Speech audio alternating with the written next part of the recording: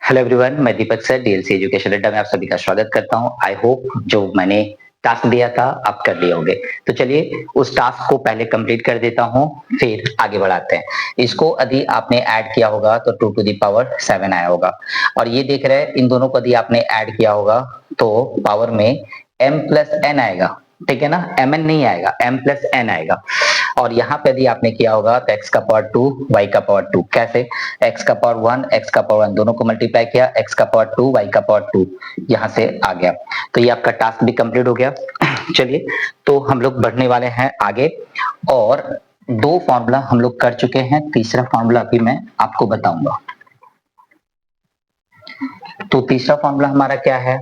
तीसरा फॉर्मूला बहुत ही सिंपल है, जो कि एक नंबर फॉर्मूला किए थे, बस ये वही है वो a to the power m यदि divided by a to the power n हो जाए। देखिए दोनों का बेस यदि सेम है और यदि ये डिवाइड में है तो पावर को आप करने वाले हैं माइनस, ठीक है। तो चलिए कुछ एग्जांपल देखते हैं। 2 to the power 6 divided by 2 to the power 3 है। ये है आपका पहला एग्जांपल। देखिए यदि ऐसा कोई प्रॉब्लम है तो 2 to the power 6 2 to the power 3, तो आप करने वाले क्या है 2 टू दी पावर 6 माइनस 3, यानी आप करने वाले हैं 2 टू दी पावर 3। ओके, इसका वैल्यू यदि आपको निकालना है तो 3 टाइम्स ये मल्टीप्लाई हो जाएगा, 2 इंटू 2 इंटू 2, यानी 2 टू 4 4 टू 8 आपका आंसर आ जाएगा। ओके, चलिए नेक्स्ट सम्स की ओर चलते हैं, थोड़ा इसी को मॉडिफाई करते हैं। सपोज बेस में 4 है, पावर में -6 है, divided by 2 to the power 9 है। अब क्या करेंगे? तो इस प्रॉब्लम को सॉल्व करने के लिए आपको करना क्या होगा कि ये जो 4 देख रहे हैं ना, ये 4 बेस तो सेम है नहीं, आपको लग रहा होगा 4 है, 4 का पावर -6 है, इसको ऐसे अपने पढ़ रहा है, आपने पढ़ा तो इस 4 को समझिए 2 इंटू 2 लिखा जा सकता है, जिसका पावर -6 है। अब समझिए 2 का पावर 2 लिखा जा सकता है ना, जिसका पावर -6 है। और पावर को पावर के साथ मल्टीप्लाई कर देते हैं तो 2 6 12 माइनस में आ जाएगा।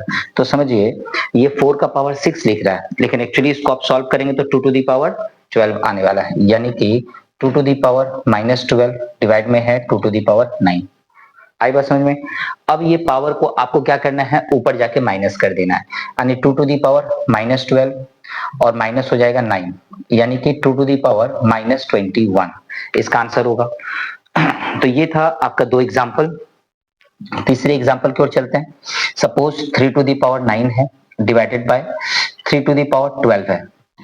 अब क्या करने वाले हैं, तो 3 टू दी पावर 9 है, माइनस करने वाले हैं 12, यानी कितना आने वाला है 3 टू दी पावर -3, यानी कि 1 2 3 तीन प्रॉब्लम, तीनों में डिफरेंस मैंने दिखाया। लॉ ऑफ इंडिसेस का formula number 3, a to the power m divided by a to the power n, power को आपने माइनस कर दिया। तो चलिए अब थोड़ा सा इस तरह से, जैसे मैंने इंटीजर का यूज किया है, तो अब मैं करूंगा इसमें अलजेब्रिक एक्सप्रेशन का यूज। थोड़ा कॉम्प्लिकेटेड प्रॉब्लम एग्जाम में आता है, जो बच्चे 5 6 7 का एग्जाम देते हैं उनके लिए कभी कभी इस तरह का भी प्रॉब्लम देखने के लिए मिलता है, जहां पे आपको केवल परेशान करने के लिए नहीं, आपका नॉलेज टेस्टिंग करने के लिए दिया जाता है। तो इस फॉर्मूला को कैसे यूज करेंगे, देखिए ये वाला सम्स आ जाता है सॉल्व करने के लिए। इसको कैसे करते हैं, तो इस सम्स को सॉल्व करने के लिए, इस सम्स को सॉल्व करने के लिए एक 4 नंबर फॉर्मूला पहले देख लेते हैं। क्या होता है, किसी भी variable, suppose a to the power m है और उसका होल पावर यदि n है, इस तरह से, तो ये भी एक फॉर्मूला है। Sorry, a to the power m उसका होल पावर n है, पहले से ही पावर क्या है n है। तो यहाँ पे क्या होता है, अच्छा होल पावर मैंने बोला है, होल पावर मैंने बोला है, तो a टू दी पावर हो जाता है m इंटू n, ये हो जाता है, यानी कि आप मल्टीप्लाई करके लिखने वाले हैं a to the power m। तो इस फॉर्मूला को यदि हम लोग यहाँ पे लगाना चाहे तो कैसे लगाएंगे, 2 to the power 5 into 5 to the power 7 divided by 2 to the power 10, power और पावर को मल्टीप्लाई कर दिए इस फॉर्मूला के बेस पे।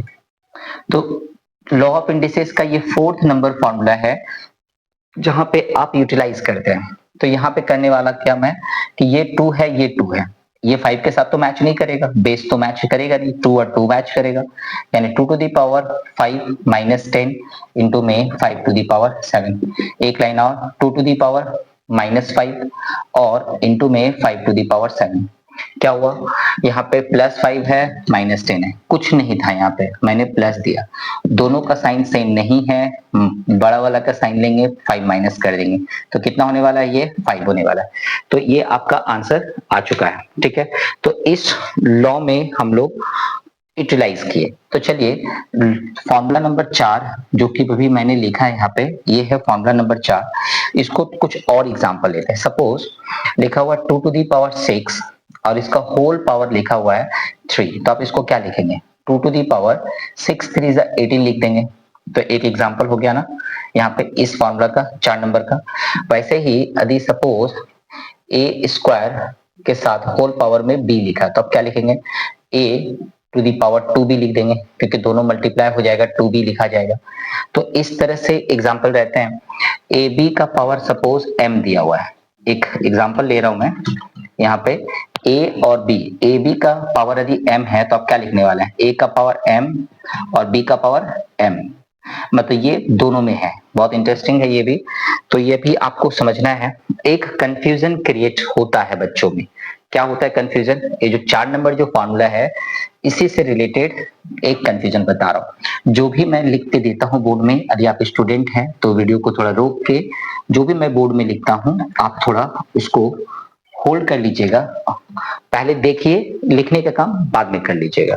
तो चलिए 4 नंबर फॉर्मूला मैंने लिखा कि सपोज यहाँ पे a का पावर m है, उसका होल पावर n है, तो आप लिखते हैं a to the power mn। इसमें से एक छोटा सा डिस्कस होता है, मतलब प्रॉब्लम होता है, डिफिकल्टी क्रिएट होता है।